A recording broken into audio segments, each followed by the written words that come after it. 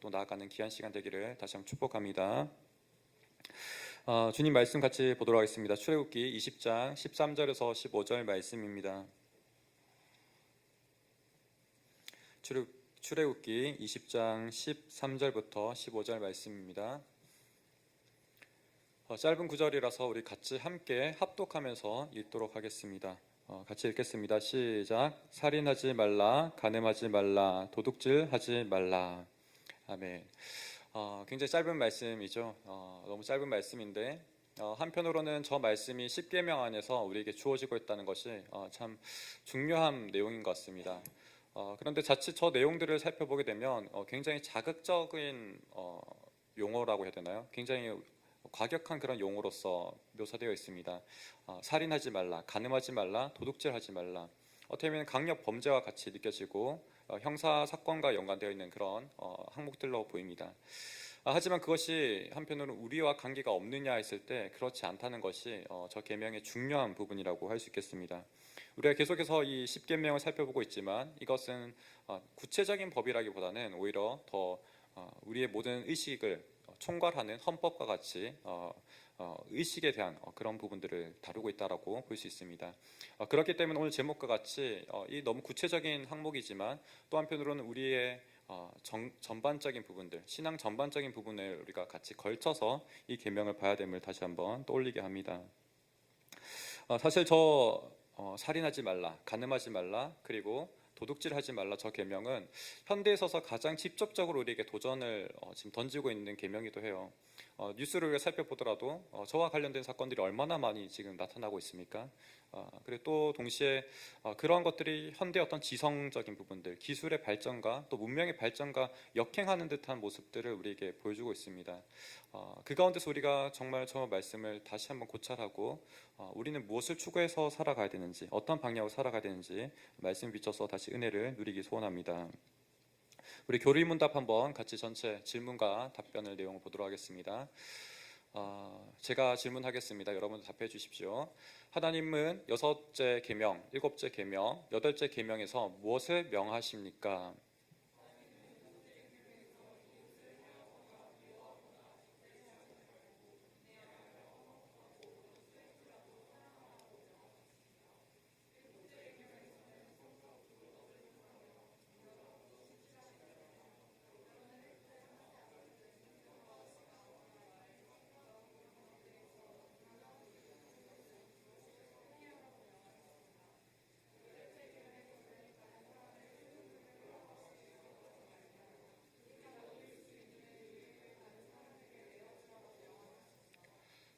사실 우리가 세 가지 그 내용들을 살펴봤을 때는 살인하지 말라, 간음하지 말라, 도둑질하지 말라 그 간단한 계명 속에서는 저와 같이 아주 확장된 그 계명을 바로 이해하기는 쉽지가 않습니다. 하지만 우리가 저기 오늘 문답을 보게 되면은 사실상 성경에서 말하는 바는 우리와 아주 밀접한 연관을 맺고 있고 우리 앞에도 저 계명이 놓아져 있어서 너가 오늘 저 말씀 앞에서 살고 있느냐라는 질문을 동일하게 던질 만큼 아주 우리의 마음을 격동케 하고 다시 한번 돌아보게 하는 모습을 보게 됩니다. 왜냐하면 저 말씀은 궁극적으로 우리의 마음을 향해 있기 때문입니다. 그렇기 때문에 저 말씀은 여전히 우리가 한편 도전받고 있는 나의 개인의 삶 속에서 여전히 도전받고 있는 말씀이라는 것을 기억하는 우리가 되면 좋겠습니다. 다음 말씀 우리 한번 화면 보면서 읽겠습니다. 출애굽기 오늘 주었던 말씀인데 화면 넘겨주세요. 출애굽기 20장 13절 15절 다시 한번 오늘 본문을 읽어보도록 하겠습니다. 시작. 살인하지 말라, 간음하지 말라, 도둑질하지 말라. 저 말씀을 보게 되면 사실 주어는 있어요. 히브리어를 보게 되면 주어는 있는데 2인칭 남성 단수로 되어 있어요. 근데 또 한편으로는 대상, 목적어가 저기 가운데 있나요? 지금 살인하지 말라, 간음하지 말라, 도둑질하지 말라. 거기에 놀랍게도 목적어가 모두 다 저 세 계명 공통적으로 없다는 것을 알게 됩니다.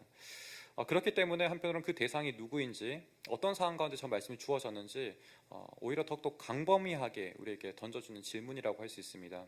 성경 가운데서 동일하게 저 동사가 사용되는 또 광범위한 범위를 우리가 종합해 보게 되면 그와 같이 어떤 한 부분만을 말씀하신 것이 아니라 거의 모든 상황 가운데서 어떤 살인과 또 간음과 도둑질하지 말 것을 명령하고 있다는 부분이 중요한 부분이라는 거죠. 그리고 우리가 다시 한번 로마서로 살펴보게 되면 저 계명은 하나로 연결되는데 다음 화면 한번 보겠습니다. 로마서 13장 9절 말씀입니다. 같이 한번 읽어보죠. 시작. 간음하지 말라, 살인하지 말라, 도둑질하지 말라, 탐내지 말라 한 것과 그 외에 다른 계명이 있을지라도 내 이웃을 내 자신과 같이 사랑하라 하신 그 말씀 가운데 다 들었느니라. 사실 십계명의 모든 계명들이 하나님을 향한 그 계명이든 또 우리를 향한 그 계명이든 모두 다 연결되어 있고, 특히나 오늘 저 세 가지 계명은 더욱더 밀접한 그 계명 가운데서 연관성을 가지고 있음을 보게 됩니다. 그리고 그것이 궁극적으로는 무엇을 향하는지, 바로 이웃을 향한 그 사랑을 이야기하고 있다라고 볼 수 있겠죠. 그런데 저는 저 말씀을 기억하는 가운데 우리가 앞서 출애굽기 20장 13절에서 15절과 같이 주어가 있다면 또 목적어가 있듯이, 또 한편 내가 있다라면 어떤 대상과 같이 이웃이 우리가 누워졌을 때 나를 포함하는 우리 모두를 사랑하는 계명으로 이해하면 참 그것이 합당한 말씀인 줄 믿습니다. 나를 사랑하지 않고서는 다른 사람을 또한 사랑할 수 없고, 또 다른 사람을 사랑한다고만 했을 때 나를 배제한 그 사랑은 또한 합당하지 않기 때문에 그렇습니다. 그러하기 때문에 저 말씀 가운데서는 나를 사랑하는 그 마음 또한 동일하게 균등하게 주어지는 가운데, 또한 다른 이웃 또한 함께 살아가는 우리 모두를 살게 하는 그 계명이라는 것을 저 가운데 살펴보게 됩니다. 그 가운데 우리 오늘 같이 읽었던 첫 번째 교리문답 첫 번째 질문을 답변을 다시 한번 읽어보겠습니다. 시작. 해하거나 미워하거나 적대시하지 말고 인내하며 화목하고 원수일지라도 사랑하라고 명하셨습니다. 사실 십계명 가운데선 금지 조항만 있죠, 그죠? 근데 그 가운데서 지금 오히려 더욱더 화목하고 원수일지라도 사랑하라는 저 말씀을 우리에게 명하고 있다라는 부분이 참 놀랍지 않을 수 없습니다. 어떠한 부분에서 그렇게 우리가 해석할 수 있냐면, 예수님께서 바로 이 계명을 확장하셨기 때문에 그렇죠. 분명히 구약에서는 살인하지 말라는 그 계명이 우리로 하여금 심판에 처하게 된다라고 이야기하지만, 마태복음 5장에 넘어가게 되면 이것이 확장하시는 모습을 보게 됩니다. 우리 마태복음 말씀 제가 한번 보겠습니다. 아주 추적해서 가지고 왔는데요, 살인하는 자에게 하나님께서는 심판이 임한다라고 이야기하시죠. 그런데 예수님께서는 어떻게 확장하시냐면, 첫 번째는 노하는 자마다 심판을 받게 되고, 또 욕설하는 자마다 또 심판을 받게 되고, 미련한 놈이라고 하는 또 그렇게 입으로 말하는 사람에게도 심판이 임하게 된다라고 이야기합니다. 그렇기 때문에 어떻게 해야 되냐면, 우리가 하나님과 화목하고 하나님과 예배하는 것도 참으로 중요하지만 동시에 이웃과도 그 화목한 관계를 추구해야 된다라고 이야기해요. 우리가 밤에 화를 내었다면 그 다음날 또 그 화를 지속하는 것이 아니라 속히 그 관계를 풀어가야 된다는 것을 들려주고 있는 거예요. 그래서 예배함 속에서도 하나님께 먼저 예물을 드리거나, 예배함 나오기 전에 뭔가 친구와 다툰 일이 있다거나 이웃 간에 어떤 싸운 일이 있다면 먼저 가서 화해하라는 이야기를 예수님이 들려주시는 거죠. 또 한편 어떤 이야기를 들려주시잖아요. 재판에 나가기 전에 서로끼리 풀어라고 이야기해요. 법정의 재판을 받기 전에. 그런 가운데서 우리가 궁극적으로 정말 서로가 회복되어질 수 있는 방향으로 나아갈 수 있음을 보여줍니다. 또한 저것이 말하는 부분에선 무엇을 이야기하냐면, 궁극적으로는 노하는 자마다, 또 미련하다고 이야기하는 사람들, 어떻게 보면 그 우리 내면을 가리키면서 그것이 궁극적으로는 우리의 외면까지 나타날 수 있는 그 연결성을 이야기하고 있다는 부분이 놀라운 부분이에요. 그런데 사실 이것이 구약에 없느냐라고 이야기하면 그렇지 않다는 거죠. 이미 최초의 살인 사건 가운데서 우리 성경에 바라보게 되는 가인과 아벨 사건 속에서 이미 이러한 말씀이 들어가 있다는 것이 한편으로는 다시 한번 우리에게 구약 속에서 이미 다 들어가 있었구나라는 것들을 깨닫게 합니다. 창세기 4장 7절과 8절의 말씀 같이 한번 보겠습니다. 네, 7절 말씀 같이 읽겠습니다. 시작. 내가 선을 행하면 어찌 낯을 들지 못하겠느냐? 선을 행하지 아니하면 죄가 너를 원하나 너는 죄를 다스릴지니라. 지금 하나님께서 어떤 맥락 속에서 너가 제가 너를 지배하기 원하지만, 제가 너를 장악하기 원하지만 너는 그 죄를 다스려야 된다 이야기를 들려주시냐면, 가인과 아벨이 어쩌면 아담과 하와의 그 첫 번째 아들들이잖아요, 그죠? 그들이 처음 제사를 드렸을 때 아벨은 피해 제사를 드렸어요. 양을 잡아서 첫 소산으로 그 새끼 양으로 함께 제사를 드린 거죠. 가인 또한 농사를 지었는데 그 첫 소산으로 농산물로 하나님께 제사를 올려드렸어요. 그런데 하나님께서 누구의 제사만 받으셨냐면 피해 제사였던 아벨의 제사만 받으셨던 거죠. 그 가운데서 이 가인의 마음 가운데서는 시기하는 마음이 너무나 크게 격동되었던 거예요. 우리 때론 그럴 수 있잖아요. 그죠? 남들이 누군가는 잘 되고 있는데 나는 그것이 받아들이지 않고 안 될 때, 그럴 때 뭔가 분노함이 올라올 수 있습니다. 그런 분노함 속에서 마음속에서 이미 그 죄가 시작되고 격동되고 있는 모습을 하나님께서 포착하시고 너는 그 죄를 다스려야 된다는 이야기를 들려주시는 거예요. 지금 이미 거기서부터 가인의 살인은 시작되었음을 보여주고 있는 거죠. 그 다음에 사실 그것을 제어하지 못하는 가인이 어떻게 흘러가게 되냐면 우리 8절 말씀 같이 보겠습니다. 네, 다음 화면 넘겨주세요. 네, 8절 말씀 같이 읽겠습니다. 시작. 가인이 그의 아우 아벨에게 말하고 그들이 들에 있을 때에 가인이 그의 아우 아벨을 쳐 죽이니라. 결국 그 마음 가운데서 시작했던 죄를 다스리지 못하는 그 모습이 궁극적으로는 살인까지 나가는 모습을 보여주고 있습니다. 이런 부분에서 지금 궁극적으로는 우리가 마음에서 출발하는 그 죄성들이 다스려지지 않고 또 하나님의 어떤 은혜의 그 지배를 받지 않으면 궁극적으로 우리가 범죄함으로 이런 살인죄와 같은 비극적인 범죄로도 치달을 수 있음을 보여주고 있는 거죠. 우리는 때론 뉴스를 보는 가운데 그런 흉악범들 참 이해할 수 없는 그런 사람들을 때론 마주합니다. 하지만 그 사람들의 어떤 내면적인 동기들, 깊은 마음속을 우리가 살펴본다면 요즘들은 특별히 더 어떤 수사를 하는 가운데 더 그런 것들을 많이 추구하잖아요. 그죠? 심리적인 검사들 다 하고 어떤 정신적인 문제가 없는지 그런 부분을 들여다보는데 그런 부분에서는 인간의 어떤 본연적인 부분들을 점점 포착하게 되는 것 같아요. 우리 인간의 한계성들, 인간이 아무리 지성과 이의 문명을 추구한다 할지라도 그 한편 속에서는 이해할 수 없는 그런 어떤 성질들이 나온다는 거죠. 저는 진리와 문화라는 책 가운데 인류학자가 쓴 이제 어떤 한 부족을 관찰한 이야기가 있어요. 거기서 어떤 이야기 들려지냐면 헤드 헌팅이라는 그런 원시 그 부족의 어떤 문화가 있었다라고 이야기해요. 그게 뭐냐면 사람이 너무 화가 나면은 너무 어떤 상실감이나 어떤 분노를 주체하지 못하는 그런 상황 가운데 있으면 어떤 길 가운데서 매복하고 있다가 지나가는 사람을 갑자기 공격하는 거예요. 그래서 정말 목을 자르는 그런 원시 문화를 가지고 있는 이야기를 들려줍니다. 그 인류학자는 정말 지성인이고 정말 탁월한 스탠포드의 어떤 교수였는 그런 사람인데 이걸 도저히 이해할 수가 없다라고 이야기해요.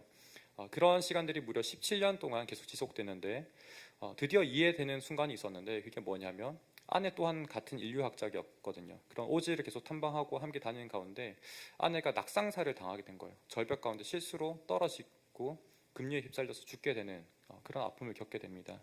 근데 그 아픔을 겪었을 때 이 사람이 정말 자기에게 통제되지 않는 자기가 마치 공중에 붕 떠서 그런 그 정말 어지러운 그 감정들을 느끼고 통제되지 않는 그 분노함 속에서 마침내 그 원시 부족들의 마음들이 이해되었다라고 이야기해요. 그것이 말하는 바가 한편으로는 우리 내면 속에서는 그와 같은 것들이 동일하게 있다는 거예요. 원시 부족이라 할지라도 또 스탠퍼드의 그 교수라 할지라도 뭔가 연결된 접촉점이 있다는 것들을 그분의 학문 속에서 들려주고 있는 거죠. 그것은 우리가 한편 그것이 마땅하고 합당하다라는 것이 아니라 또 그 범죄가 인정될 만하다는 것이 아니라 인간의 존재 자체가 그러한 존재라는 것을 들려준다는 거예요. 그러하기 때문에 우리가 이 말씀이 비춰지는 진리 속에서 한편 우리가 무엇을 붙잡고 살아야 되는지 더 균형적으로 보게 하는 부분입니다. 이러한 계명을 우리가 보았을 때 오늘 특별히 6계명과 또 7계명을 연결해서 보게 되는데 이 계명들은 서로 깊은 연관을 가지고 있음을 보게 됩니다. 서로 어떻게 보면은 철저하게 이렇게 구분지어서 이거는 6계명이야, 이건 7계명이야, 이건 8계명이야 이렇게 정확하게 구분되지 않는 일들이 더 많다는 겁니다. 예를 들어서 신명기 22장 26절의 말씀 한번 보겠습니다. 같이 읽겠습니다. 시작. 처녀에게는 아무것도 행하지 말 것은 처녀에게는 죽일 죄가 없음이라. 이 일은 사람이 일어나 그 이웃을 쳐 죽인 것과 같은 것이라. 지금 어떤 맥락에서 저런 말씀을 해주시냐면 성폭행이 지금 벌어진 상황을 그리고 있는 거예요. 정말 어떻게 보면 원해서 이뤄진 어떤 합의된 그런 관계가 아니라 강제된 그 관계를 이야기하고 있는 거죠. 근데 그 관계 속에서 어떻게 보면 지금 6계명이 아니라 7계명을 이야기하고 있죠, 그죠? 7계명이라는 것은 간음하지 말라 그 범죄를 이야기하고 있는데 저기서 지금 어떻게 이야기하냐면 이웃을 쳐 죽인 것과 같다, 살인죄와 동일하다라고 이야기를 들려주는 거예요. 서로 지금 연결되어 있고 그것은 어떻게 보면 사람의 육체의 어떤 몸이 훼손되거나 이런 것들을 단순히 이야기하는 게 아니라 정말 그 사람의 인격을 살해하는 것과 같다라는 이야기를 들려주는 거예요. 그래서 어떤 학자들은 저것을 가리켜서 인간의 혼이 말살되는 것과 같다라는 이야기를 들려줍니다. 사실 우리가 저 말씀을 계속 지향하는 것은 무엇이냐면, 그렇다면 우리가 살아가는 저 법 가운데서 정말 우리를 저 법이 어떤 행동을 제약하는 것이 아니라 궁극적으로 지향하는 것은 인간을 인간답게 살게 하는, 진정으로 우리가 참된 관계를, 인격적인 관계를 맺어가는 부분을 지향하도록 저 법이 우리에게 들려주고 있음을 또한 보게 됩니다. 또한 어떤 말씀이 또 연결될까요? 열왕기상 21장 19절 말씀입니다. 나봇의 이야기인데요. 같이 한번 읽어보겠습니다. 시작. 너는 그에게 말하여 이르기를 여호와의 말씀이 내가 죽이고 또 빼앗으느냐고 하셨다 하고, 또 그에게 이르기를 여호와의 말씀이 개들이 나봇의 피를 핥은 곳에서 개들이 내 피 곧 내 몸의 피도 핥으리라 하였다 하라. 지금 저 열왕기상 가운데 나타난 왕은 누구냐면 아합 왕이라는 왕이 있습니다. 가장 성경에 이야기하고 있는 왕들 중에 가장 대표적으로 악한 왕이에요. 그 왕이 사실 저지른 일은 무엇이냐면, 지금 나봇이라는 한 사람이 있어요. 왕궁 근처에 있었던 아름다운 포도원을 가지고 있었던, 소유를 가지고 있었던 그런 나봇이라는 사람이 있는데, 왕이 그 포도밭을 봤을 때 너무 탐나는 거예요. 그래서 이제 거래를 원래 하려고 했어요. 돈을 줄 테니 팔아라. 근데 성경의 법에서는 어떤 이야기를 하냐면, 부모님이 주신 그 땅, 또 그 기업들은 절대 팔지 못한다라고 명시되어 있습니다. 근데도 이 사람이 탐심을 제어하지 못하고 막 수심이 그득한 가운데 막 죽을 상을 하고 있는 거예요. 그래서 아내가 이세벨이라는 사람인데 이방 여인이고 우상을 숭배하던 여인입니다. 이 사람이 꾀를 내고 근심하지 말라라고 이야기하고 어떤 일을 벌이냐면, 증인 두 사람을 데리고 와요. 근데 이 사람은 조작된 증인인 거죠. 정말 합당한 증인이 아니라 조작된 증인을 데리고 와서 하나님을 모독했고 왕을 모독했습니다라는 그 진술을 하게 합니다. 이런 범죄는 사실 사형에 해당되는 법이거든요. 그래서 그 사람 나봇이 죄 없게 사실 죽게 됩니다. 그리고 그 나봇의 포도원을 강탈하게 되는 거죠. 결국은 보게 되면 도둑질에 해당되는 그 계명을 범하였는데, 사실은 하나님께서는 그걸 가리켜서 너가 살인하였다, 내가 사람을 죽였다라는 이야기를 지금 들려주는 거예요. 저와 같이 우리가 사실은 어떤 한 가지 법을 위반하는 것이 아니라 한 가지를 어기게 되면 그 전체를 어긴 것 같은 그런 모습을 보게 되는 거죠. 우리가 사실 6계명, 7계명, 8계명 이야기하지만 저것을 우리가 어김으로 인해서 사실 그 위에 있는 모든 법들, 사실 1계명부터 출발하는 그 모든 법들을 어기게 됨을 우리가 보게 됩니다. 가령 간음하지 말라는 그 계명 또한 우리가 어기게 되면 사실 당장 4계명인 안식에 대한 그 계명 또한 우리가 누릴 수 없음을 보게 됩니다. 우리가 하나님 안에서 안식할 수 있다는 것은 진정으로 쉴 수 있다는 것인데, 그런 우리의 안식을 지킬 수 있는 부분들이 완전히 다 파괴되는 것이죠. 그렇기 때문에 우리가 어떤 한 계명을 소홀할 수 없고, 그 계명이 우리 삶 가운데 여전히 관통되어지고 또한 기억되어지면서 지켜야 되는 법이라는 것을 보게 됩니다. 사실 이런 살인하지 말라는 계명은 그렇기 때문에 다음과 같은 결론을 우리가 내릴 수 있습니다. 함께 화면 보면서 같이 읽겠습니다. 시작. 살인하지 말라는 6계명은 나와 사랑하는 이들을 지키는 길이기도 합니다. 나를 지킬 뿐만 아니라 우리 사랑하는 가족들, 또 사랑하는 주변 모든 사람들을 지키는 법이 결국 저 계명에 해당한다라고 말할 수 있습니다. 성경에선 사실 저와 관련된 가장 인상 깊은 제도가 있는데요. 그것은 무엇이냐면 도피성 제도라고 있습니다. 무슨 제도냐면, 다시 한번 이름이 헷갈릴 수 있으니까 여러분 기억하라는 의미에서 도피성 제도가 있어요. 도피성 제도. 도피성 제도라는 것은 사실 부지 중에 살해한 사람이 있어요. 예를 들면 농사를 짓다가 막 삽질을 하고 있어요. 그러다가 이렇게 휙 올렸는데 그 쇠 부분이 날아가서 누군가의 머리에 탁 찍었어요. 그러면은 내가 의도하지 않게 그 사람을 죽게 된 거잖아요. 네, 잔인한 이야기를 해서 미안해요. 네, 인상 찌푸린 지체들이 있어서.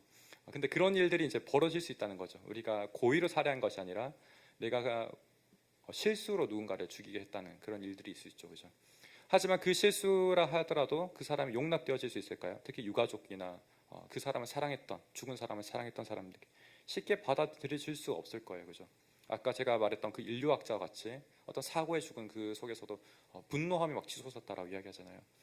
우리가 누군가를 상실을 한다는 그 아픔들은 사실 그와 같이 우리를 격동케 합니다. 그렇기 때문에 도피성 제도가 있는데, 민수기 35장 11절 말씀을 한번 보도록 하겠습니다. 같이 읽겠습니다. 시작. 너희를 위하여 성읍을 도피성으로 정하여 부지 중에 살인한 자가 그리로 피하게 하라. 그래서 이스라엘 지역은 곳곳에 이제 도피성을 두었어요. 그 가운데서 이제 죽게 되면은 저곳을 피하게 됩니다. 근데 그 성에서 떠나면 안 되는 거예요. 방금 부지 중에 그런 살해한 사람이 할지라도 언제까지 머물러야 되냐면 대제사장이라는 사람이 수명에 대해서 죽는 순간에 자유하게 돼요. 그러니까 언제가 될지 모르죠. 내가 들어갔는데 1년 뒤가 이 사람 죽으면 다행스럽게 1년 뒤에 나오는 거고 15년, 20년 뒤에 죽게 되면 그 뒤에 내가 그 성으로부터 벗어나올 수 있는 거예요. 어떻게 보면 우리가 예측할 수 없는 그런 상황 가운데 있지만 중요한 관점은 뭐냐면 그 유가족들의 마음들, 사랑하는 사람들이 어떤 분노를 격동케 하는 부분으로부터 피하게 하고 또 한편 그 사람들이 불의하게 또 살인이나 또 보복으로 이어지지 않도록 막는다는 거예요. 이것이 우리가 하면 것이 무엇이냐면 결국 누군가를 살인한다는 것은 그 사람 또한 다치게 하고 이것이 계속 피해 재생산이 되도록 한다는 거죠. 그런 말미암아 모두가 아픔의 굴레 속으로 들어가게 되는. 그래서 햄릿과 로미오와 줄리엣 같은 그런 이야기 또한 사실 이런 것들을 가리키는 거잖아요. 피해의 그 연속, 끝없는 그 연속되는 가운데서 무고한 사람들이, 무고한 어떤 사랑에 나누는 그 연인들이 피해자가 되는 그 작품을 이야기하듯이 바로 그와 같은 아픔들을 이 살인하지 말라는 계명이 우리로 하여금 지켜주고 보호해주는 법이라고 할 수 있습니다. 이러한 부분에서 저는 인상 깊었던 한 학자가 있는데 바로 니콜라스 월터스토프라는 사람이 있습니다. 이 사람이 핸드론 교도소에서 강의를 나간 일이 있었어요. 어떻게 강의를 나가게 되었냐면 미국의 칼빈 대학교가 있거든요. 칼빈 신학교 이런 곳이 있는데 캠퍼스를 뭐 강원 지부, 뭐 춘천 지부 이렇게 뭐 여러 가지 지부를 둘 수 있잖아요. 그와 같이 핸드론 교도소의 그 캠퍼스를 연 거예요. 굉장히 파격적이죠, 그죠? 어떻게 보면 시험적으로 해본 것과 같은 것 같아요. 우리가 일반적으로 그냥 뭐 여러 사회 일반 대학생들을 모집할 수 있지만 교도소에 재수들을 대상으로 강의를 할 수 있도록 이제 그렇게 시험적으로 연 거죠. 그 가운데서 저 니콜라스 월터스토프라는 사람이 이제 강의를 나가게 됩니다. 근데 저 사람이 어떤 것으로 굉장히 유명한 사람이냐면 아들을 사고로 잃었어요. 아들을 사고로 잃은 거죠. 근데 그 아픔이 너무 처절해서 도저히 감당할 수 없어서 책으로 내었습니다. 그 책의 제목이 뭐냐면 나는 사랑하는 사람을 잃었습니다 라는 제목이 있어요. 그 가운데 계속 그 절절한 아픔을 고백하고 있는데 교도에서 이 사람이 강의한 그 커리큘럼 속에 그 책을 읽고 토론하고 나누는 그것들이 있었던 거죠. 근데 이 사람이 일반 사람을 대상으로 해서 그것이 마치 지적인 탐구로 했다면 하지 않았을 거라고 이야기해요. 그런데 교도소 가운데서 아픔이 있고 상실이 있는 사람들이 그것을 함께 읽고 나누었기 때문에 함께 진행해야 되는데 하게 되었는데 지금 저와 같은 일화를 들려주고 있습니다. 제가 한번 읽어드리겠습니다. 수업에 참가한 사람들은 슬픔에 빠져 있었다. 그들 대부분은 자식의 죽음이 아니라 자신이 본인의 삶과 다른 이들의 삶을 파멸시킨 것 때문에 슬퍼했다. 우리가 시편의 글들을 사용하여 자신의 기도를 드리는 것과 비슷한 방식으로 그들은 그 책을 내 슬픔을 내가 표현한 것으로 읽지 않고 그들의 슬픔의 표현으로 읽고 있었다. 그들은 어떤 대목을 펴서 소리내어 읽고 그 대목은 어떻게 자신의 심정을 대변하는지 설명했다. 그들은 놀랄 만큼 솔직했다. 내가 그동안 가르친 어떤 대학생보다 더 솔직했다. 어떤 이들은 자신이 저지른 죄를 설명하고 어떤 이들은 자신이 사랑하는 사람들과의 관계를 어떻게 망가뜨렸는지 말했다. 그들의 말은 분명했고 감정적으로 강렬했고 인생 경험이 어려 있었으며 달변이었다. 그들은 내 글에 대해 내가 생각하지 못했던 해석을 제시했다. 그날 나는 학생이었고 그들이 교사였다. 저와 같은 이야기를 들려줍니다. 근데 저 가운데서 저는 참 많이 공감되기도 했고 참 한편으로는 안타깝게 많이 느껴졌던 부분이 뭐였냐면 저 사람들도 사실은 자신이 저지른 그 일이 어떤 뭐 살인이든 어떤 간음이든 그런 범죄함이 어떻게 그 사회적인 파장이 되고 자신 어떤 주변의 가정이나 그것들을 망가뜨렸는지 예측하지 못했다는 거예요. 그런데 비로소 저 책을 읽고 또 저 감옥에 있는 가운데서 그것들을 깨닫게 되고 후회하는 가정 가운데 있다는 거죠. 우리 또한 누구나 사실은 과거에 대한 어떤 후회나 반성들이 있을 거예요. 그와 같이 우리가 이 계명이 한편으로는 우리에게 중요한 것은 뭐냐면 가이드라인, 또 한편 보호막 되는 울타리와 같은 그 역할을 해준다는 거예요. 우리 또한 언제든 우리의 어떤 본성은 사실 하나님의 은혜가 없었다면 그런 범죄함을 치닫을 수 있습니다. 하지만 주님의 그 은혜가 있기 때문에 우리가 그것을 넘지 않고 우리가 여전히 인간다운 삶, 또 본연의 그 삶을 누릴 수 있음을 우리가 보게 되는 거죠. 근데 저 사람들 속에서도 비록 그 범죄함 속에서 크게 어떻게 보면은 인간성이 상실되었지만 그 가운데 여전히 절절하게 고백하는 것은 내가 놓친 것들이 너무 소중했다. 내가 사랑하는 사람들을 한편 잃었다, 그런 절절한 아픔들이 노래되는 가운데 오히려 인간성이 빛나고 있는 모습을 보게 되는 거죠. 저 모습을 통해서 우리가 한편으로 기억할 것은 살인하지 말라는 그 계명 속에서 사실은 가장 핵심적인 것은 하나님의 형상이 그 안에 들어있음을 우리가 보게 됩니다. 우리가 하나님을 바라볼 때 사실은 가장 균형성을 유지할 수 있죠, 그죠? 우리가 어떤 사람에 대한 분노함, 또 어떤 사람에 대한 이해하지 못하고 납득하지 못하는 그 상황 속에서도 하나님을 바라볼 때 사실은 그분이 나의 삶을 지탱해 주시고 언젠가는 내가 납득되지 않은 이 상황 속에서도 해결해 주시고 길을 내실 것이라는 그 믿음을 가질 수 있게 됩니다. 또한 그뿐만 아니라 우리가 또 한편으로는 하나님의 이 정의, 마지막 그 심판 가운데서 이 모든 것들이 해결될 것이라는 그 믿음을 또한 가지는 가운데 우리가 균형성을 가지게 됩니다. 그래서 6번째 계명이 지향하는 가장 중요한 부분은 결국 하나님의 형상이기 때문에 우리가 이것을 넘지 말아야 되고, 또 한편 그 가운데서 우리가 다시 한번 공동체성을 나아가야 되는 부분을 보게 됩니다. 그러하기 때문에 우리가 사랑해야 되고, 하나님이 그 어떤 삼위일체 연합 속에 계시기 때문에 우리가 사랑해야 되고, 결국 사람을 해친 것은 하나님의 어떤 향한 반역이고, 또 그분을 향한 어떤 우리가 뭐랄까요, 단절이라고 이야기할 수 있는 거죠. 그렇기 때문에 이것이 지켜질 때 우리가 보존되어지고 또한 우리 공동체가 보존될 수 있음을 보게 됩니다. 그래서 우리가 살인하지 말라는 계명 속에서 오히려 사랑해야 된다는 반대의 결론을 오히려 보게 되는 것이죠. 창세기 9장 5절에서 6절에서는 이렇게 말씀합니다. 같이 한번 읽겠습니다. 시작. 내가 반드시 너희의 피 곧 너희의 생명의 피를 찾으리니 짐승이면 그 짐승에게서, 사람이나 사람의 형제면 그에게서 그 생명을 찾으리라. 다른 사람의 피를 흘리면 그 사람의 피도 흘릴 것이니 이는 하나님이 자기 형상대로 사람을 지으셨음이니라. 하나님께서는 그 피 가운데 또 사람 가운데 분명히 하나님 형상이 있기 때문에 이 살인하지 말라는 계명을 주셨음을 다시 한번 말씀하고 있습니다. 우리가 그렇기 때문에 정말 저 살인하지 말라는 계명을 기억하면서 오히려 사랑한다는, 우리가 다른 사람을 향한 그 항상 긍휼과 자비의 그 마음들을 잃지 않는 우리가 되었으면 좋겠습니다. 여러분들이 저 계명을 기억하는 가운데 성경에서 분명하게 또 이야기하는 한 가지는 선한 사마리아인을 여러분 좀 기억하면 좋겠어요. 그 선한 사마리아인이 보여주는 것은 무엇이냐면 우리가 때로는 정말 관심 가지기 힘든 사람들, 때로는 우리가 노숙자를 가장하는 그런 사람들에게 참 선한 관심을 가지기 힘들잖아요, 그죠? 그와 같은 상황들이 그 말씀 가운데 그려지고 있는 거예요. 어떤 사람, 유대인이 강도 맞았어요. 그런데 그 길 곁에 이제 뭐 제사장도 지나고 레위인도 지나는 거죠. 근데 다 그냥 지나가는 거예요. 근데 마지막에 이 사람을 살리고 회복시킨 사람은 누구냐면 사마리아인이라는 거죠, 그죠? 그 사람이 살린 것을 우리가 이야기하는 가운데서 진정으로 중요한 것은 우리의 무관심 속에서 누군가 죽어갈 수 있다는 거죠. 그것 또한 사실 살인죄에 어떻게 보면 해당될 수 있음을 그 가운데 보여주고 있는 거예요. 그러하기 때문에 우리가 반대로 더욱더 사랑하라는 그 계명 속에서 들어가야 되는 거예요. 우리 또한 여기 많은 여러분들 공동체가 많은 서로의 지체들이 이 자리에 연결되어 있습니다.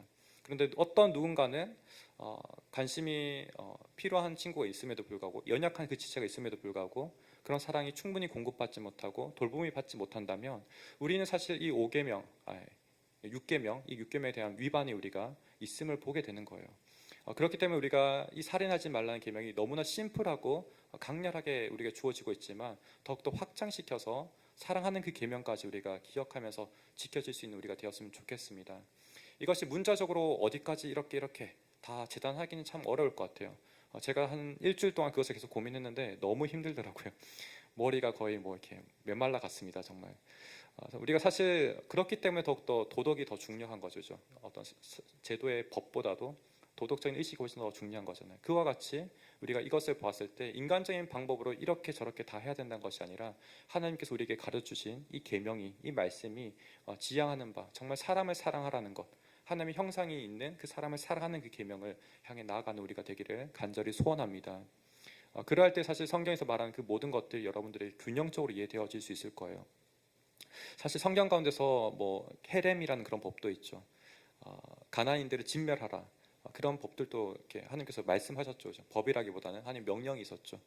사실 우리가 그것을 이해하기 참 쉽지 않습니다. 때로는 그것이 한편으로는 세계 2차 대전이나 어떤 유대인들의 학살이나 또 이슬람 그 십자군 전쟁 가운데 이슬람 사람들이 죽어나가는 그런 것들을 합리화했다라는 이야기도 있습니다. 그것들은 사실 한편으로 오역의 어떤 잘못된 해석의 역사라고 할 수 있죠. 그 가운데서 이야기하는 것은 무엇이냐면 사실은 어떤 그림자적인 부분이 있어요. 이스라엘 백성들이 가나안 사람들을 진멸했던 것은 사실 하나님을 대신해서 심판을 행한 거예요. 이미 모세 시대 때, 모세 시대가 아니라 아브람 시대 때 이미 이런 것들이 예견되었죠. 400년 전에 이미 예견되었거든요. 가나안 사람들이 아직 죄가 관영하지 않아서 가득 차지 않았기 때문에 이들의 땅을 너희들이 차지하지 못한다라는 이야기를 하나님이 말씀해 주셨거든요. 마침내 400년이 되었을 때 이들의 죄가 관영했을 때 가득 찼을 때 이스라엘 백성들이 하나님의 심판의 칼이 되어서 그들을 진멸했기 때문에 우리가 이것은 마지막 심판, 우리가 다시 주님 오실 때 이루어질 그런 심판으로 이해할 수 있습니다. 하지만 우리가 주님 오시기 그 전까지 중간길을 살아가는 우리는 더욱더 사랑과 인내함으로 우리가 나아가야 되는 줄 믿습니다. 계속해서 사람을 사랑하는 그 말씀에 전혀 위배되지 않는 거죠. 여러분들이 그렇기 때문에 살인하지 말라 이 계명을 기억하면서 성경 가운데 때로는 그렇게 무자비한 법이 있는 것처럼 느껴지지만 그것이 아니라 궁극적으로 우리를 사랑하시고 또 하나님을 사랑하는 그 계명에 있다 있음을 늘 기억하면서 이 말씀 가운데 여러분들이 가장 엄정하게 여러분들이 다뤄지면 좋겠습니다. 내 안에 어떤 미움의 어떤 싹이 있는지, 정말 다른 사람의 어떤 증오심이 때로는 일어나는지, 그런 것들이 일어나고 여러분들이 캐치되면은 그 즉각적으로 하나님 앞에 나아가고 이것을 다뤄주시기를, 이런 마음들이 해결되어질 수 있도록 도와달라고 여러분들이 간구하고 긍휼을 구하며 나가는 여러분들 되기를 간절히 축복합니다. 그럴 때 주님께서 여러분들의 그 마음을 다스려 주실 것이고 그 악한 마음들을 해결해 주실 것이고 오히려 주님의 보혈로 덮어주시고 오히려 다른 사람을 용서하고 그 사람을 사랑하는 데까지 나아갈 수 있는 여러분들 되도록 인도해 주실 줄 믿습니다. 저는 이렇게 사실 이 6계명을 가장 중요하게 많이 다루고 있는데요. 사실 7계명, 8계명도 이것과 크게 무관하지 않기 때문에 그래요. 하나님의 형상이 들어있다라는 그 측면. 그 가운데서 저는 국민사형투표라는 넷플릭스에서 요즘 혹시 본 친구들이 있는지 모르겠네요. 저만 봤나요? 네. 여러분들 좀 공감을 사기 위해서 이런 것도 보고 이제 설계 인용하는데 좀 봤는데 재밌더라고요. 여전히 진행 중인 드라마입니다. 저 가운데 인상 깊었던 건 뭐냐면 가끔 우리 그런 사람들 있잖아요. 홍길동과 같이 법을 초월해서 악인을 이제 처단하는 그런 사람들, 히어로 같은 그런 사람들이 있잖아요. 그런 사람들이 한편 있습니다. 그죠? 근데 저기 드라마의 어떤 세팅이 참 재밌는 것은 무엇이냐면 그런 사람들 처단하는데 국민 투표를 통해서 처단해 나가는 거예요. 그런데 저 과정을 잘 보게 되면 뭐 중간까지라서 아직 결론적인 부분은 모르겠지만 그렇게 처단한 사람들이 이렇게 선하게 그려지지 않아요. 저 사람들도 한편으로는 그 처단하는 과정 가운데 자신이 의로움을 주장하지만 사실은 한편으로 인간성이 상실되어 가는 모습들을 그리고 있는 것 같아요. 그리고 한편으로는 그것을 국민 투표하는 가운데서 이것을 지켜보고 이것에 어떤 동참하고 어떤 동의하고 그런 부분을 통해서 많은 사람들이 또 한편 그 안에 속에 숨겨져 있는 어떤 인간 성들을 고발하는 모습처럼 저는 저 드라마가 보여졌어요. 그렇기 때문에 우리 또한 때로는 정말 내 안에 있는 그 마음들이 어떠한지 우리 내면을 다시 한번 되짚어보는 그런 질문을 던지는 드라마인 것처럼 저는 보았거든요. 해석학적으로. 네. 그래서 여러분들 또한 우리가 문화를 접할 때 때로는 저와 같이 좀 여러분들이 새롭게 좀 이렇게 해석해 나가면 좋겠어요. 근데 저것이 또 한편 폭력이 될 수 있는 것은 무엇이냐면 자극적인 장면들 또 자극적인 그 소재를 통해서 우리로 하여금 계속해서 우리의 어떤 인간성을 메말라가게 할 수 있거든요. 근데 그리스도인이라면 문화를 소비할 때도 나를 그렇게 소비하는 것이 아니라 한편 이것이 어떻게 더 선하게 우리가 바꿔갈 수 있을지 고민하고 우리가 자극적인 미디어를 통해서 그것이 계속 그대로 흘려보내는 것이 아니라 반대로 선하게 바꿔나갈 수 있는 우리가 되었으면 좋겠습니다. 미디어 속에서도 사실 저러한 어떤 살인하지 말라는 계명이 녹아져 있고 또 우리에게 도전이 될 수 있는 부분이기 때문에 그렇습니다. 여러분들이 더욱더 그 말씀 속에서 우리 삶뿐만 아니라 또 제도적으로 또 더 큰 문화적인 측면에서 조금씩 우리가 도전해 나가고 하나님의 선하신 방향으로 이끌어 나갈 수 있는 여러분들 되기를 다시 한번 축복합니다. 두 번째는 우리 간음에 대한 부분이죠. 같이 한번 읽어보겠습니다. 시작. 성적 부도덕을 삼가며 정결하고 신실하게 살며 결혼을 했든 하지 않았든 행동과 시각, 말, 생각, 욕망 등에서 음란함으로 이끄는 것은 무엇이든 피하라고 명하셨습니다. 사실 간음하지 말라는 그 계명은 조금 더 구약 속에서 맥락은 이렇게 결혼한 사람을 향한 이야기입니다. 김지찬 교수님이 이제 그것을 분석하기로는 결혼한 사람과의 어떤 그 외도 그런 것들을 이야기하는 거죠. 그래서 레위기 20장 10절 말씀이 가장 대표적인 부분인데 한번 읽도록 하겠습니다. 시작. 누구든지 남의 아내와 간음하는 자, 곧 그의 이웃의 아내와 간음하는 자는 그 간부와 음부를 반드시 죽일지니라. 이 두 사람 다 죽이라는 그 이야기죠.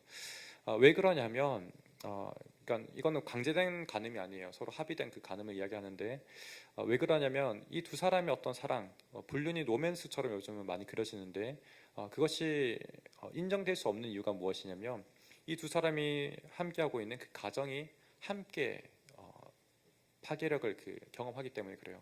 이 두 사람은 아무리 좋지만 그 자녀들 또 그 남편들 그 사람들은 사실 지옥의 구덩이 같이 그 삶의 어떤 구덩이 속에 떨어지기 때문에 이와 같은 이야기를 들려주는 거예요. 그렇기 때문에 우리가 오늘날 법에서는 사실 뭐 간통죄가 이제 좀 폐지되고 그런 이야기가 우리가 많이 들리잖아요, 그죠? 또 한편으로는 이것이 뭐 지금 용어 정확히 기억이 안 나는데 이것들이 여전히 뭐 위자료라든지 어떤 것들을 청구할 수 있지만 그것을 입증하는 것은 너무나 어렵다라고 들려줘요. 법이 한편으로 이것을 지켜주지 못하고 있는 우리 현실들을 마주하게 되는 거죠. 하지만 그것이 우리가 충분히 긍정될 수 있는 것이 아니라 또 미디어에서 때로는 우리가 이야기하는 부분이 충분히 이렇게 일이 일어날 수 있다라고 이야기하지만 그 파괴력은 사실 살인죄와 다름없다는 것을 보게 됩니다. 지금 저기서 하나님께서 명령하신 것은 죽이라고 이야기하거든요. 그만큼 그 파괴력은 엄청난 것이고 그 자녀라든지 그 가족이 입는 피해들은 살인죄에 해당되는 부분이기 때문에 그래요. 그래서 우리가 저 말씀을 보는 가운데서 그와 같이 엄정함을 여러분들 안에 가졌으면 좋겠습니다. 그렇기 때문에 사랑을 한다 할지라도 둘만의 로맨스로 끝일 수가 없다라는 것들, 이것들이 훨씬 더 법적이고 훨씬 더 중요한 부분들을 이야기하고 있음을 보게 됩니다. 그래서 예수님께서는 더욱더 이것을 강화하고 확장해 나가십니다. 마태복음 5장 27절에서 32절에 길게 이것을 이야기하시는데요. 제가 읽겠습니다. 음욕을 품고 여자를 보는 자마다 마음이 이미 간음하였느니라. 음행한 이유 없이 아내를 버리면 이는 그로 간음하게 함이요. 그러니까 지금 저 사랑을 이야기하는 가운데서 단순히 어떤 쾌락적이고 단순히 감정적으로 사랑할 수 없음을 들려주고 있습니다. 그리고 무엇보다도 어떤 이 사랑은 개인의 어떤 기쁨이 아니라 오히려 상대를 온전히 헌신하고 섬기는 부분을 이야기하고 있는 모습을 보게 되는 거죠. 그래서 음욕을 지금 이야기하는 가운데서 남자들은 보통 더 그럴 수 있잖아요. 어떤 여성을 사랑하는 가운데서 조건적으로 사랑하기 너무 쉬워요. 근데 그것이 아니라 더욱더 조건 없이 사랑해야 된다는 이야기를 들려주고 있는 거죠. 심지어 아내 결혼 관계 그 속에서도 이것이 계속해서 유지되어지고 오히려 어떤 조건 없는 아가페적인 그 사랑, 의지적인 그 사랑들이 더욱더 중요함을 저 말씀 가운데 보여주고 있는 모습을 보게 됩니다. 이것이 왜 중요하냐면 에베소서 5장 31절 32절 말씀이 조금 뒤에 있는데요. 그거 먼저 한번 보도록 하겠습니다. 같이 한번 읽겠습니다. 시작. 그러므로 사람이 부모를 떠나 그의 아내와 합하여 그 둘이 한 육체가 될지니 이 비밀이 크도다. 나는 그리스도와 교회에 대하여 말하노라. 사실 하나님께서 이 결혼 제도를 제정하시고 남자와 여자를 이제 짝으로 매칭하신 그 이유가 무엇이냐면 하나님의 사랑을 이것 가운데서 계시하기 위해서 주신 거예요. 그러니까 우리는 부부간의 그 사랑 속에서 정말 깊은 그 사랑을 경험하게 됩니다. 육체적인 그 경험도 하게 되고 또 정말 자녀를 낳아 기르면서 그 아가페적인 참 종합적인 모든 사랑들을 경험하게 되어요. 근데 그 속에서 하나님께서 세팅하신 것이 무엇이냐면 하나님과 우리를 연합한 그 사랑이 이와 같다는 거예요. 그리스도와 교회의 관계가 이와 같다라는 거예요. 이것이 너무 놀라운 이야기인 거죠. 그렇기 때문에 이 성이라는 부분, 이 부분들은 우리가 그냥 마냥 좋다고 해서 누려지고 즐길 수 있는 부분이 아니라 법적인 그 테두리 안에서 결혼이란 합법적인 그 관계 속에서 오로지 한 사람을 향해서 누려져야 되는 것을 보여주고 있는 거예요. 그 가운데서 오직 주님의 그 사랑과 우리가 연합된 것처럼 그 기쁜 사랑을 우리가 합당하게 경험할 수 있는 거예요. 그렇지 않으면 오히려 이것들이 인간적으로 허비되어지고 버려지고 더럽게 되고 퇴색해질 수밖에 없다는 것을 보여주고 있습니다. 그러하기 때문에 여러분들이 저 7계명 간음하지 말란 저 계명을 기억하면서 이와 같이 우리가 더욱더 거룩한 사랑으로 나아갈 때 그것들이 뭐 어떤 쾌락을 누리지 말라는 이야기가 아니에요. 단지 결혼을 한 사람에 향해서 그것들이 지향되어져야 되고 누려져야 된다는 것을 분명하게 보여주는 것이죠. 그래서 그 거룩한 사랑 속에서 여러분들이 정말 하나님이 우리를 사랑하신 그 사랑이 동일하게 우리가 실제적으로 이와 같구나, 이와 같이 경탄할 만한 것이구나라는 것들을 고백할 수 있는 여러분 되기를 다시 한번 축복합니다. 만약에 그렇지 않는다면 어떤 일이 벌어지게 될까요? 사무엘하 13장 15절입니다. 사무엘 조금 위로 올라가 주시면 돼요. 2번 위로. 네. 네, 제가 읽겠습니다. 그리하여 암논이 그를 심히 미워하니 이제 미워하는 마음이 전에 사랑했던 사랑보다 더한지라. 암논이 그에게 이르되 일어나 가라 하니. 지금 어떤 상황이냐면 다말이라는 압살롬 사람이 있죠. 압살롬, 다윗의 아들의 압살롬이 있고 암논이 있어요. 그리고 압살롬의 누이인 다말이 있어요. 이 다말이 너무 예뻤는데 암논이라는 사람이 이렇게 그냥 겁탈을 한 거예요. 그런 일이 벌어진 거죠. 근데 너무 좋았으면 사실 계속해서 이 사랑이 뭔가 이어지고 이렇게 해야 되는데 그 아픔이 있는 사건 이후에는 가라고, 그냥 떠나가라고 미워하는 그 마음이 보여주는 것을 보게 됩니다. 우리는 때로는 어떤 사람을 정말 간절히 원하지만 그것이 인간적으로 치닫고 인간적으로 그것이 해결되어졌을 때는 저와 같은 파괴적인 일들을 낳게 되는 것을 보게 돼요. 결국은 저 일의 어떤 마지막 결론은 어떻게 되나요? 서로 형제가 죽게 되는, 암논이 죽게 되는, 자기를 죽게 되는 그 일들을 겪게 되어요. 그러니까 우리가 진정으로 사랑하고 누구를 원한다는 것은 지극한 그 사랑의 연합을 사실 추구하게 될 텐데 그게 아니라 지금 완전 서로를 죽게 하고 비극적인 상황으로 나아갈 수밖에 없음을 보여주는 거예요.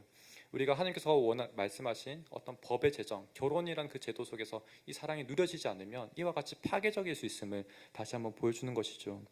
또 다른 말씀 한 가지 보겠습니다. 창세기 34장 27절 말씀입니다. 같이 읽겠습니다. 시작. 칼로 하물과 그의 아들 세겜을 죽이고 디나를 세겜의 집에서 데려오고. 지금 저 사람은 조금 암논보다 좀 나아요. 오히려 계속 결혼하려고 했었는데 야곱의 딸인 디나를 지금 이야기하고 있는 거죠. 근데 그 디나를 원했는데 지금 아들들이 용납할 수 없다라고 해서 죽이게 되는 모습을 보게 됩니다. 동일하게 지금 합법적으로 그것이 허용되어지고 접근하지 못한다면 저와 같이 비극적인 부분으로 치달을 수밖에 없음을 다시 한번 보여주고 있습니다. 그렇게 하기 때문에 우리가 더욱더 사랑함에 있어서 거룩함을 정말 하나님께서 원하신 그 방향을 향해서 나가는 우리 모두가 되기를 간절히 축복합니다. 그럴 때 내가 살고 또한 우리 모두가 함께 살는 또한 참된 행복을 누릴 수 있는 그리스도의 사랑을 누리는 우리 모두가 될 줄 믿습니다. 세 번째 내용 우리 8계명 부분 한번 보도록 하겠습니다. 같이 읽겠습니다. 시작. 다른 사람의 소유물을 허락 없이 가져가지 말며 우리가 누릴 수 있는 유익을 다른 사람에게 내어주라고 명하셨습니다. 8계명 같은 경우는 도둑질하지 말라라고 이야기하는데 동의 없이 또한 은밀하게 뒤로 그냥 모르게 딱 가져오는 것을 말합니다.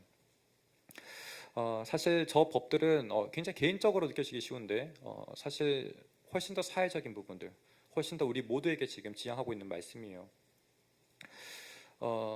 한 가지 다음 슬라이드를 보면서 조금 이야기를 이어가고 싶은데요.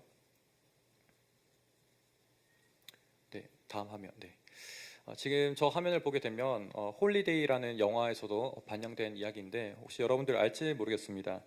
지금 제 기준에서 오른쪽에 있는 지금 한 분은 지강헌이라는 분이고 또 왼쪽에 있는 분은 이제 전두환 씨의 아들 정경환 분이에요.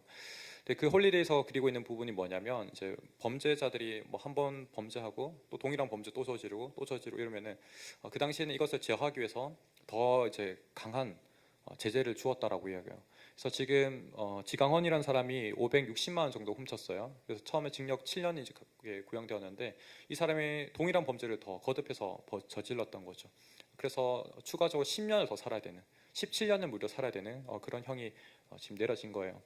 저 속에서 보게 되면은 저 사람이 사실은 면밀하게 살펴보게 되면 너무 불우한 환경 가운데 있었던 거예요. 교육도 초등학교밖에 받지 못했고 한편 열심히 살아보려고 하는데 뭔가 이렇게 돈을 벌어 먹고 살 수 있는 어떤 더 그런 배움의 길도 없었고 능력도 없었고 그랬던 거죠.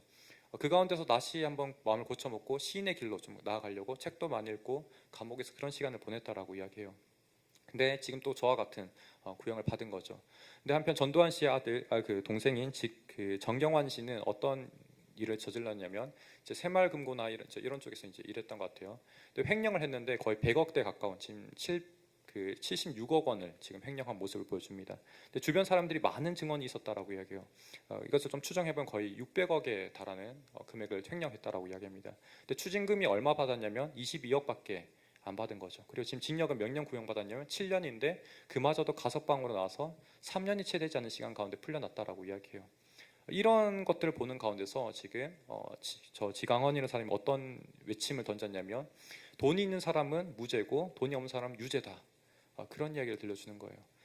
저것이 사실 왜 8계명과 연관될 수 있냐면 사실 동일하게 지금 도둑질한 거예요. 근데 저것들이 지금 합당하게 용인되지 않는 우리 사회의 현실들을 보여주는 거죠. 저 가운데서 정직성들이나 어떤 우리의 어떤 그 정말 근면선실한 것들, 그런 것도 다 무시되는 거예요. 우리가 지금 오늘날 살아가는 현실이 사실 저와 같은 현실을 마주하고 있기도 합니다. 우리가 사회의 많은 뉴스를 보게 되면 저런 유사한 내용들을 너무 많이 보게 되는 거죠. 그 가운데 우리가 특히 청년의 시대 가운데 우리가 좌절하는 것이 무엇입니까? 우리가 정말 정당한 노력들, 이런 것들이 충분히 보상받을 수 있을까? 이것을 통해서 우리가 충분히 안정적인 생활을 누릴 수 있을까? 그런 질문들이 던져지는 거죠. 사실 이 정직성과 성실성들이 무너진 그 사회 속에서는 우리가 그렇게 근면성실하게 일할 어떤 원인들을 찾기 너무 힘든 거예요. 그래서 더 이렇게 한동안 극성이었던 게 뭐예요? 주식이나 비트코인, 부동산 열풍, 정말 영끌, 이런 대화들이 너무 많이 나왔던 거잖아요. 근데 우리가 저 부분을 보는 가운데 여전히 우리에게 하나님께서 명령하신 것은 우리가 저런 도둑질하지 말라는 계명 속에서 성실하게 살아가야 되고, 오히려 하나님의 법 속에서 나누는 삶을 살아가야 된다는 것을 보여주고 있는 것이죠. 사회가 그렇지 못한다 할지라도 우리가 그것을 더욱더 엄밀한 가운데 살아가는 가운데 우리를 지키고 또한 사회를 지키며 나갈 수 있음을 보여주는 것입니다. 이런 부분이 예레미야서에서는 사실 이렇게 이야기하고 있습니다. 22장 3절 말씀입니다. 같이 한번 읽겠습니다. 시작. 너희가 정의와 공의를 행하여 탈취당한 자를 압박하는 자의 손에서 건지고 이방인과 고아와 가부를 압제하거나 학대하지 말며 이곳에서 무지한 죄를 피 흘리지 말라. 사실 이스라엘이 멸망한 가장 직접적인 원인이 저와 같은 거예요. 가부와 고아들, 정말 가난한 자들을 압제한 것들, 있는 사람들이 그들을 압제한 것들, 그것들이 용인된 사회 가운데서는 사실 하나님의 심판이 내려질 수밖에 없고, 또한 어떤 인간 사회 속에서는 그 사회가 오랫동안 지속될 수 없음을 보여주는 거예요. 타락할 수밖에 없고 결국은 안정성이 상실되고 무너질 수밖에 없는 그런 기반으로 가는 거죠. 그렇기 때문에 우리가 저 도둑질 하지 말라는 것, 오히려 더욱더 정직하게 살아가는 것, 남의 것을 탐내지 않고 내가 있는 것을 소중히 여기며 그 안에서 내가 성실하게 살아가는 것들이 참으로 중요하다라고 이야기할 수 있습니다. 그렇기 때문에 여러분들이 살아가는 오늘 하루 가운데서 여러분들이 그냥 근면선실하게 살아가는 것이 참으로 하나님께서 주시는 가장 합당한 방법이고 가장 바른 방향이라고 이야기할 수 있습니다. 다른 요행을 바라기보다도 오히려 여러분들이 연구하고 여러분들의 실력을 쌓아가고 여러분들의 내면의 탄탄함을 다져가는 여러분들 되시기를 정말 축복합니다. 그것이 바로 하나님께서 기뻐하신 길이고 또한 성경이 말하는 가장 안정적인 길일 수 있습니다. 우리가 때로는 합리적인 투자도 참 중요해요. 하지만 그것보다 더 중요한 것은 오늘 하루를 살아가는 가운데 이 말씀의 테두리 속에서 여러분들이 성실하게 살아가는 그 삶 속에서 하나님의 축복함이, 하나님께서 열매 맺게 하시는 그 은혜가 더할 줄 믿습니다. 한편 우리가 이런 여러 가지 계명들을 보았는데 이것들이 주님께서는 어떻게 이것들을 마주하셨는지 한번 보기 원합니다. 그 가운데서 우리가 궁극적으로는 예수 그리스도를 더욱더 바라봄으로 나가기 소원합니다. 마태복음 27장 35절의 말씀입니다.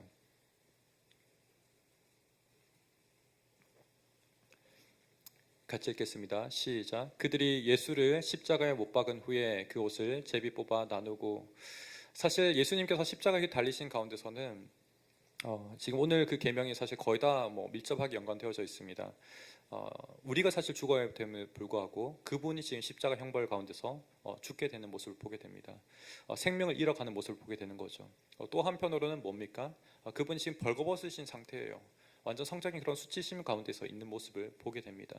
또 한편 무엇인가요? 그분의 옷이 지금 강탈당해서 제비 뽑기 당함을 보게 되는 모습을 보게 됩니다. 그러니까 그분은 사실 우리를 향해서 모든 것들을 내어주신 분이에요. 우리의 불합리, 우리의 범죄함, 우리의 제약됨, 그것들을 온전히 그분의 몸으로 감당하시고 우리에게 선하신 길, 정말 우리가 온전히 하는 법적인 그 삶 속에서 안전하게 살아갈 수 있는 길을 여신 분이 바로 주님이시라는 것을 우리가 기억하면 좋겠습니다. 그러한 가운데 우리가 주님의 그 사랑을 기억할 때 조금 더 다른 사람을 사랑할 수 있고, 또한 주님의 그 사랑을 우리가 기억하며 성령님께 기도하며 간구하여 나갈 때 우리 죄가 다스려지고 또한 선한 길을 내시는 그 주님의 인도하심 속에 우리가 살아갈 수 있는 줄 믿습니다. 그래서 여러분들에게 디모데전서 6장 11절과 12절의 말씀으로 마지막으로 견면하고 마치려고 합니다. 함께 읽겠습니다. 시작. 오직 너 하나님의 사람아 이것을 피하고 의와 경건과 믿음과 사랑과 인내와 온유를 따르며 믿음의 선한 싸움을 싸우라. 영생을 취하라. 이를 위하여 내가 부르심을 받았고 많은 증인 앞에서 선한 증언을 하였도다.